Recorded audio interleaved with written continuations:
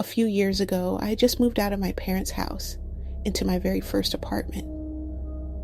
It wasn't much, kind of run down with faded paint and creaky floors, but it was mine. And honestly, I felt pretty safe there. The neighborhood was rough around the edges, sure, but it had character. People kept to themselves. I liked that. One morning, I was running late for work. I tossed back some bad coffee, grabbed my bag, and rushed out to the car. I turned the key, and nothing. Just a low, choking sputter and silence. Great. I didn't have time to figure out what was wrong. No sick days left, and definitely no grace for showing up late. So I made a snap decision. I'd take the train. The depot was about a mile away, but if I hustled, I could just make the next one. I headed off on foot. The sun had just come up. The streets were already buzzing. Commuters, dog walkers, the occasional jogger. The kind of morning where everything blurs together. People, cars, sounds. I wasn't really paying attention. But as I crossed one of the intersections, a line of cars rolled by. Out of the corner of my eye, I noticed an old rusted van. It was slow, real slow. And the guy driving it, he was waving at me. I don't know why, some stupid instinct or reflex. I waved back. Immediately, I regretted it. I didn't know him. He wasn't familiar. And something about him felt off. I shook it off. Just a weird moment, whatever. I turned down another street. The depot was at the end of the block. I picked up the pace. About halfway there, I felt it. You know that feeling like someone's watching you, breathing down your neck?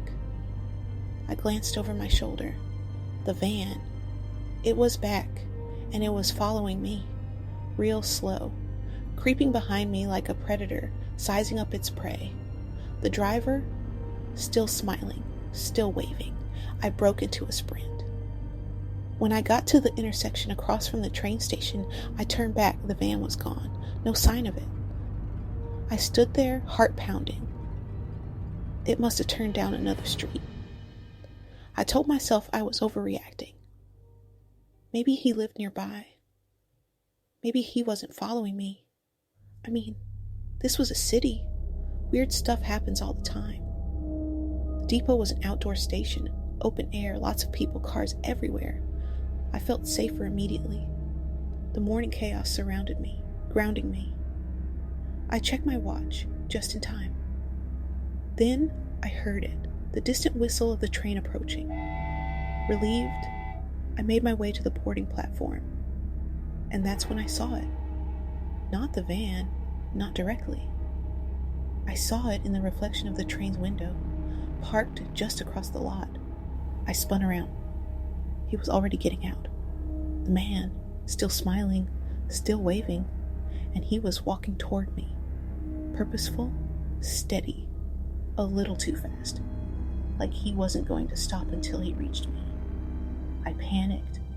People were boarding. The train doors opened and I slipped in, getting lost in the crowd. I didn't stop moving until I found a window seat. As the train began to pull away, I looked out one last time. There he was, standing at the edge of the platform, watching me, still smiling, still waving, like he knew something I did and like he wasn't finished yet.